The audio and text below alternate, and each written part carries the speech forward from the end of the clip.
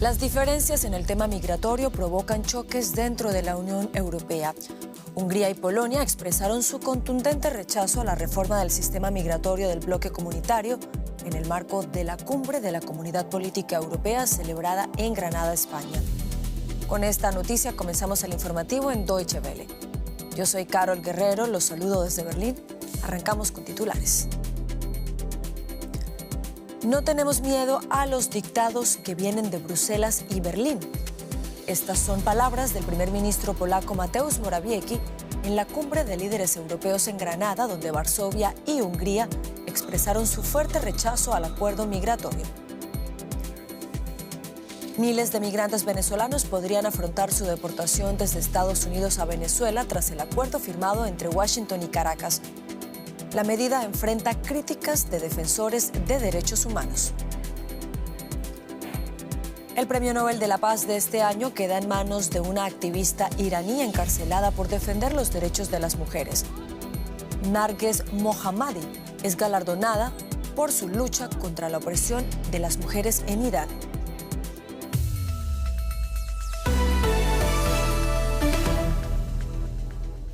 Polonia y Hungría rechazaron una declaración conjunta sobre la reforma migratoria de la Unión Europea en la cumbre celebrada en Granada, España. La disputa sobre la política eclipsó en gran medida otros temas del encuentro, incluida la ampliación del bloque comunitario. Las reformas propuestas a las políticas migratorias fueron acordadas por la mayoría de los Estados miembros, pero no hay garantía de que su implementación se realice sin problemas.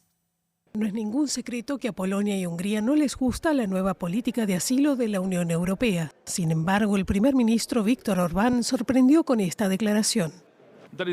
No hay ninguna posibilidad de llegar a algún tipo de compromiso o acuerdo sobre migración. Políticamente es imposible, en general, para los próximos años, porque legalmente nos sentimos como violados. Entonces, si te violan legalmente y te obligan a aceptar algo que no te gusta, ¿cómo llegarías a un acuerdo? Es imposible. Pero el presidente Emmanuel Macron dijo que el bloque había logrado avances. No pueden bloquear una decisión por mayoría cualificada, que creo que está muy bien pensada y que, podemos decir, nos permite avanzar de manera concreta. La nueva política común de asilo del bloque tiene como objetivo crear más vías de migración legal hacia Europa y reducir la trata y el contrabando de personas. Nosotros decidimos quién viene a la Unión Europea, quién obtiene asilo y quién tiene acceso al mercado laboral. Según el acuerdo, los Estados miembros que se opongan a recibir inmigrantes tendrán que pagar a aquellos que lo hagan. Polonia y Hungría están en contra y por eso bloquearon la decisión conjunta de la cumbre. Pero incluso si la nueva política entra en vigor dentro de 2 años, es difícil decir si los países miembros la cumplirán, porque muchos no cumplen las reglas vigentes. Y es que en Polonia el partido gobernante Ley y Justicia se enorgullece de adoptar una línea dura en materia de migración. El país, que ha acogido a más de 1 millón de ucranianos, se opone firmemente a recibir a migrantes y solicitantes de asilo procedentes de Asia, África y Oriente Medio. Pero a solo 9 días de las elecciones parlamentarias, la imagen del gobierno polaco está en entredicho luego de que se revelaran sobornos en el proceso de solicitud de visas. Polonia es una tierra prometida para quienes acuden a esta oficina de empleo en Varsovia. Quiero quedarme en este país. La sociedad es muy buena, las personas también, todo es bueno. Este empleado de cocina nepalés, que llamaremos Mohan, acaba de recibir sus documentos, pero no fue fácil. Tuvo que aplicar a través de la embajada en India. Cuando fuimos, en India no pidieron dinero, pero una tercera persona sí nos pidió demasiado dinero. Es un problema para las familias de clase media. Nosotros tuvimos que entregar las tierras y otras cosas al banco. Y así conseguimos el dinero y pagamos a la agencia. ¿Les ayudaron a obtener una cita en la embajada? Sí, nos ayudaron después de recibir el dinero. Historias como esta desataron una tormenta mediática en Polonia. Gazeta Wyborcza es uno de los pocos diarios que critica de manera regular al gobierno conservador nacionalista. Y tras el sorpresivo despido de un ministro el mes pasado, los periodistas de investigación siguieron la pista. Algo huele mal, comenzamos a indagar más profundo. ¿Y qué encontramos? Que hay lugares en el mundo, en África y Asia, donde para obtener la visa polaca, para lograr una cita en el consulado, hay que pagar un soborno de $5.000 a un intermediario. Las autoridades han reconocido que se produjeron irregularidades y afirman estar abordando el problema. Por su parte, el partido gobernante sostiene que tanto la prensa como la oposición exageran. Efectivamente, hubo un grupo que decidió iniciar una actividad criminal, aceptando sobornos a cambio de agilizar algunos trámites. No se otorgó ninguna visa a cambio de un soborno. No hubo ninguna infracción en lo que respecta a los procedimientos de seguridad. Nuestros fiscales ya están formulando cargos contra esas personas y serán castigados.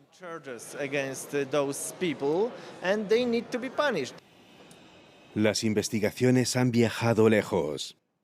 Polonia es parte del espacio Schengen, la zona de libre circulación de la Unión Europea. Eso significa que cualquiera puede abordar un tren a Alemania o a otras partes del bloque.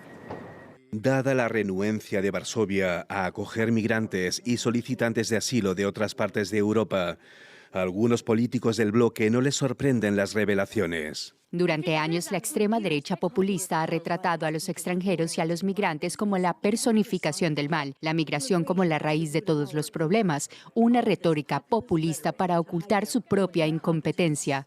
A medida que se acercan las elecciones, la retórica política de todos los espectros adorna las calles de Varsovia. Ley y Justicia sigue punteando en las encuestas a pesar del escándalo, pero su ventaja se ha reducido. Y con cada día que pasa, todos los partidos pelean por cada voto. Y vamos ahora a Ucrania porque allí las autoridades informan que 2 personas, entre ellas un menor, murieron en un nuevo ataque con misiles rusos en la ciudad nororiental de Kharkov. Docenas resultaron heridas. Se trata del segundo ataque mortal a civiles en la misma región en 2 días consecutivos. Advertimos que el siguiente informe contiene imágenes que pueden ser perturbadoras. Vestido con su pijama, el cuerpo de un niño de 10 años yace en los escombros de su hogar destruido. Otra víctima de un ataque aéreo ruso. Para el padre del niño es demasiado. Un misil impactó directamente en mi apartamento. Saqué a mi hijo menor y a mi esposa. Mi madre y mi hijo mayor de 10 años todavía están allí. Los trabajadores de rescate están tratando de sacarlo. Poco después, todas las esperanzas se desvanecen. Su madre tampoco logró salir con vida. Esta mañana el enemigo lanzó 2 ataques con misiles Iskander en la parte central de la ciudad de Kharkov. Uno de los misiles impactó cerca de edificios residenciales de gran altura. Los edificios resultaron dañados y las personas resultaron heridas. Los ataques ocurrieron un día después de otro bombardeo ruso en la misma región. Ucrania afirma que un misil Iskander mató a más de 50 personas reunidas en un funeral, en un pueblo de aproximadamente 300 residentes. Vi el humo y comencé a llamar a mi hermano, pero mi hermano no respondió y su esposa tampoco. Mi mamá tampoco respondió. Me comuniqué con mi sobrino y él dijo: «Tío, ven aquí. Mamá, papá y la abuela están bajo los escombros». Este fue uno de los ataques más mortales contra civiles desde el inicio de la guerra de Rusia en Ucrania. Moscú ha vuelto a decir que solo ataca objetivos militares, pero ese argumento carece de fuerza en el escenario internacional. Y la ONU está investigando este ataque. Hacemos hincapié una vez más en que el derecho internacional humanitario, en particular las normas sobre la conducta de las hostilidades, debe respetarse estrictamente. Da igual si los ataques alcanzaron su objetivo. Los ataques diarios dejan a muchos con pérdidas irreparables. Y ya está con nosotros Juliana González, lo que quiere decir que damos paso a la información económica y arrancamos hablando de la moneda rusa, Juliana. Así es que ese rublo tuvo una pequeña recuperación y no es poca cosa, pues esta moneda llevaba perdiendo terreno y tocando mínimos durante más de 7 semanas, eso sí, tras una doble subida de los tipos de interés por parte del Banco Central ruso. Este viernes la moneda rusa se apreció en un 0,3% frente al dólar. Esto significa que un rublo equivale a un poco más de 1 centavo de dólar. Hace casi 2 meses, cuando el rublo cayó por debajo de los 100 rublos por dólar, el Banco Central tomó medidas de emergencia. Subió, por ejemplo, los tipos de interés de referencia hasta el 13%. Esto en medio de una drástica caída de las exportaciones y las sanciones por la guerra en Ucrania. La divisa rusa ha perdido la mitad de su valor desde mediados de 2022. La debilidad del rublo aumenta la presión sobre los precios en Rusia porque encarece las importaciones. Y el Parlamento Europeo exige que la Unión Europea imponga sanciones a Azerbaiyán. La resolución adoptada este jueves es una respuesta al conflicto por el enclave armenio de Nagorno-Karabaj. Recordemos que más de 100.000 personas han tenido que huir del lugar desde el pasado 19 de septiembre. La Unión Europea afirma que la situación equivale a una limpieza étnica. La resolución plantea dudas sobre el suministro de gas de Azerbaiyán al bloque que recurrió a este país en su intento por reemplazar las importaciones de gas ruso en medio de la guerra de Ucrania. El año pasado, Azerbaiyán exportó 22.300 millones de metros cúbicos de gas natural a la Unión Europea, en comparación con los 19.000 millones de metros cúbicos en 2021. Esto significa un aumento del 18%. Nos vamos ahora para América Latina. Ecuador, el primer exportador de camarón del mundo, pone 1 de cada 5 camarones en las mesas alrededor del planeta. En 2022, las exportaciones del llamado oro rosado representaron un récord de 7.300 millones de dólares. Pero los productores de camarón gastan ahora millones de dólares en seguridad privada para protegerse de grupos criminales. Ecuador se ve amenazado por el crimen organizado que pone en peligro el producto estrella del país, el camarón. Desde robos a fincas hasta atracos en el mar con fusiles, hombres encapuchados aterrorizan a los camaroneros robándoles sus productos. Están totalmente organizados, tienen una organización, se ve que es una comunicación del sector, saben los movimientos de la zona y pueden atacar más fácilmente, ¿no?, a las camaroneras. Ecuador es el primer exportador de camarón del mundo. El oro rosado recaudó una cifra récord de 7.300 millones de dólares en 2022, según datos oficiales. Los empresarios, trabajadores y todos los accionistas de la industria camaronera temen que cualquiera de ellos sea víctima de los ataques coordinados. Los criadores se ven obligados a invertir millones de dólares en seguridad privada, lo que podría afectar la competitividad de la industria. Como saben, es un trabajo que es 24 horas. Tenemos mucho trabajo, muchas actividades nocturnas y obviamente eso inquieta al personal porque tiene que hacer actividades en campo. Por más que tengamos la custodia y las cámaras, siempre hay ese temor de que puedan ser víctimas de algún tipo de acción tomada por esos delincuentes. Los productores de camarón también están siendo extorsionados por grupos criminales a cambio de protección y se ven obligados a ceder porque se sienten abandonados. Y seguimos en la región, pero esta vez hablando de tensiones políticas, Carol. Así es, Juliana. Vamos ahora a Guatemala para hablar de la tensión política que hay en ese país, porque continúan las protestas y bloqueos por 5º día consecutivo. Los manifestantes, en su mayoría indígenas, han levantado su voz exigiendo la renuncia de influyentes figuras del sistema judicial y denunciando lo que perciben como una persecución electoral dirigida hacia el presidente electo Bernardo Arévalo. Recordemos que el mes pasado Arévalo denunció un plan para perpetrar un golpe de Estado en su contra y evitar así su investidura prevista para el próximo 14 de enero. Indígenas bloquean carreteras por 4º día consecutivo en oposición a lo que ven como una persecución política al presidente electo Bernardo Arévalo. Las protestas se han extendido por diversas regiones, incluyendo Quiché y Escuintla, con un total de 33 carreteras bloqueadas. Los manifestantes solicitan la dimisión de políticos y funcionarios. Que renuncie eso. Consuelo Porras, Rafael Curuchiche, el juez Orellana y por supuesto nuestro pez gordo Yamatei. Estamos hartos de la corrupción en este país, estamos hartos de ese sistema y lo vamos a defender de cualquiera. Nosotros ya llegamos al extremo de que hemos perdido tanto que hemos perdido el miedo. La resolución de la Corte de Constitucionalidad afecta directamente al movimiento Semilla del presidente electo.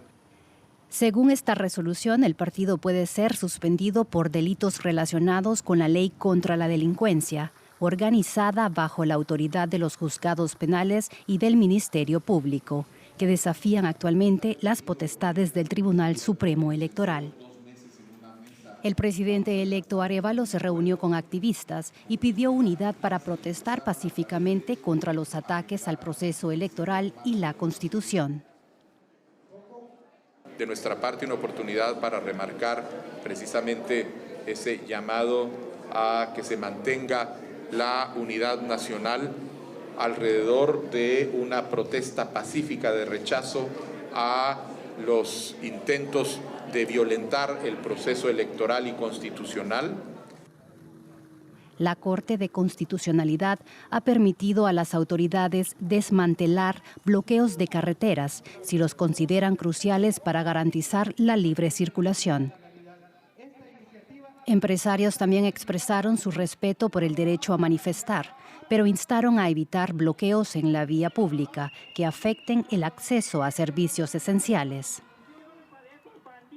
Ante un creciente descontento popular, se espera una extensión de las protestas en los próximos días. Y Estados Unidos considera que para los migrantes venezolanos es seguro regresar a su país.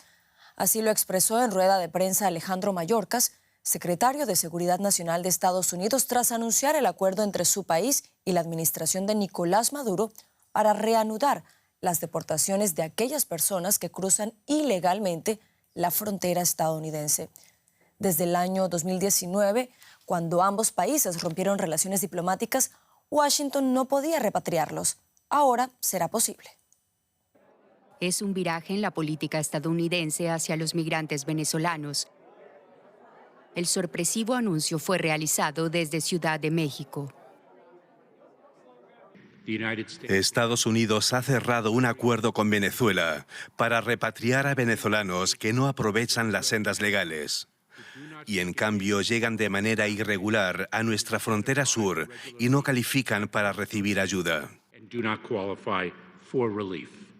Ayuda que 500,000 de migrantes venezolanos alcanzaron a recibir hasta hace apenas unos meses, cuando Washington amplió el estatus de protección temporal para aquellos que ingresaron al país hasta el 31 de julio pasado.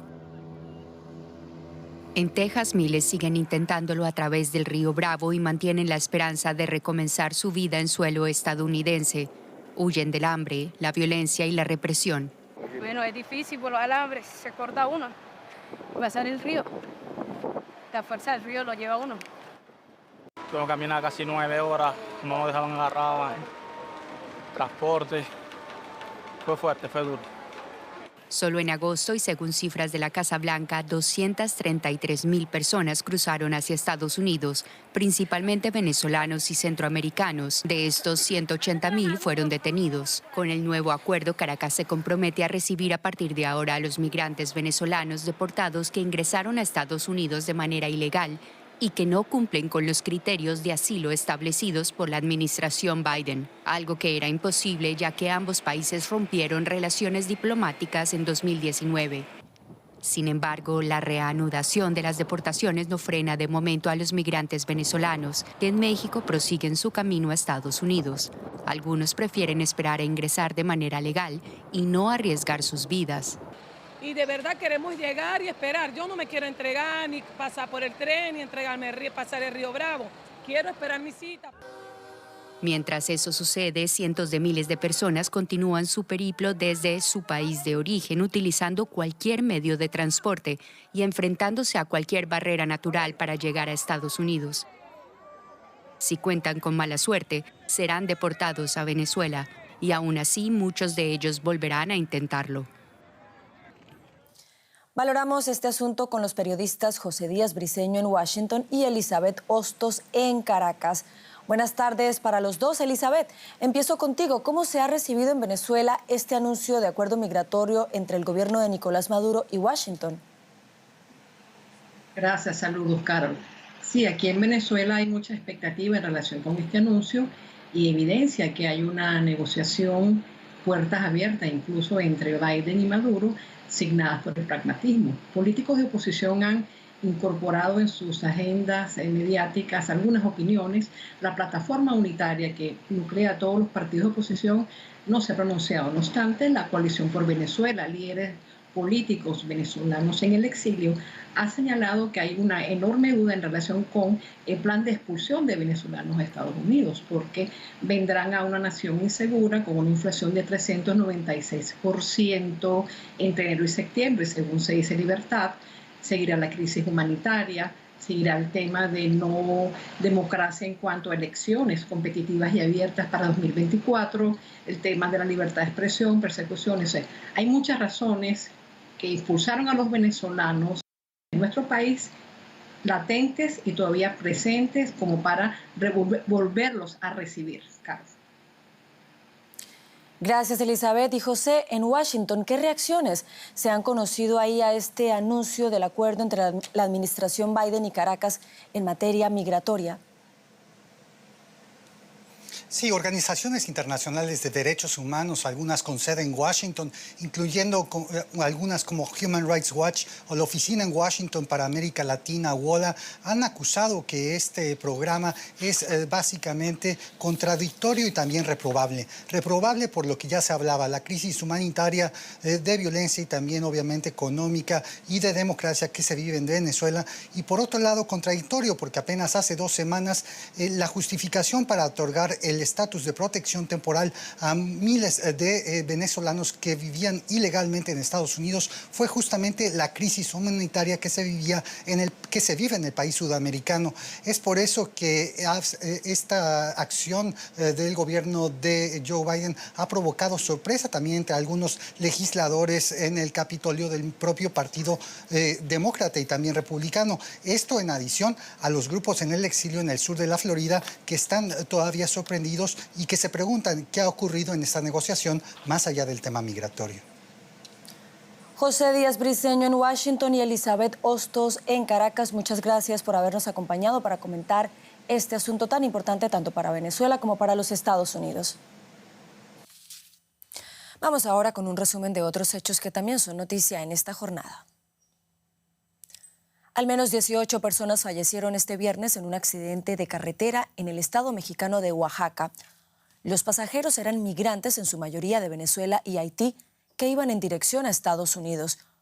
Los lesionados fueron trasladados a hospitales cercanos para recibir atención médica.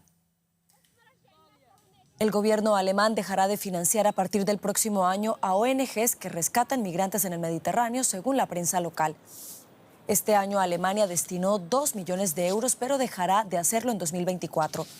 Italia se quejó del apoyo alemán a organizaciones que rescatan migrantes que buscan llegar a Europa. El presidente alemán Frank-Walter Steinmeier llegó a Estados Unidos tras una invitación de última hora del presidente Joe Biden. La Casa Blanca informó de que la visita tiene como objetivo reafirmar los lazos entre los dos aliados de la OTAN. El presidente alemán también tendrá una reunión con el jefe de la CIA sobre el apoyo de su país a Ucrania. Recientemente el Congreso estadounidense recortó drásticamente la financiación para Kiev. Nuestra victoria está cerca. Este es el mensaje que Narges Mohammadi, nueva ganadora del Premio Nobel de Paz, anunciado hoy, ha enviado a sus compañeros activistas desde una prisión en Irán. Tiene claro que tendría que ocurrir un milagro para poder recibir el premio personalmente en Oslo. Mohammadi ha sido encarcelada repetidamente desde 1998. El Comité del Premio Nobel la honró por su lucha contra la opresión de las mujeres en Irán. Taghi Rahmani mira por televisión el anuncio de que su esposa recibe el Premio Nobel de la Paz de este año. No la ha visto en 11 años. El periodista disidente vive ahora en París, pero su esposa se quedó en Irán, convencida de que podría ser más útil ahí, donde ahora está encarcelada. Este Premio Nobel de la Paz motivará aún más a Narges en su lucha por los derechos humanos. La hará más valiente. Pero lo más importante, este premio se otorga al movimiento de Mahsa Amini, Mujer, Vida, Libertad. Narges recibe el premio por ser una de las caras de este movimiento. El hijo de Mohammadi también está muy orgulloso de su madre. A las 11 de la mañana mi corazón se detuvo cuando miré mi teléfono y me enteré de que ella había ganado. Estaba en clase y no podía gritarlo. Estaba tan feliz. En realidad podría haber estallado de alegría. A finales de 2022, durante el levantamiento en Irán, Mohammadi logró sacar clandestinamente desde la cárcel un informe que documentaba la tortura contra decenas de mujeres en la prisión de alta seguridad de Teherán. Su lucha dura ya 3 décadas y ha pagado un alto precio por ello. Con la concesión del Premio Nobel de la Paz de este año, el Comité Nobel noruego quiere honrar la valiente lucha de la señora Mohammadi por los derechos humanos, la libertad y la democracia en Irán. Cuando hace año y medio cumplió 50 años, Mohammadi irradiaba una confianza inquebrantable. Una organización pro derechos humanos publicó su video. Poco después, la activista se enteró de que volvería a prisión, amenazada de nuevo con una reclusión en régimen de aislamiento. El trato bárbaro e inhumano a las mujeres en Irán debe tener fin, dijo Mohammadi y continuó. Hasta entonces no nos rendiremos. Un día entonaremos juntos cánticos de victoria y alegría. Una luz brillante no solo para los oprimidos en Irán, como destaca Naciones Unidas. Diríamos que esto es algo que realmente destaca el coraje y la determinación de las mujeres en Irán y la inspiración que son para el mundo. La protesta de las mujeres demuestra la fuerza de la resistencia de la población, según el marido de la portadora del Nobel de la Paz. Pero sobre todo la protesta es una señal de debilidad de los opresores. Y con este Premio Nobel de Paz llegamos al final del informativo. Sigan conectados a Deutsche Welle. Yo los espero en menos de una hora con más noticias.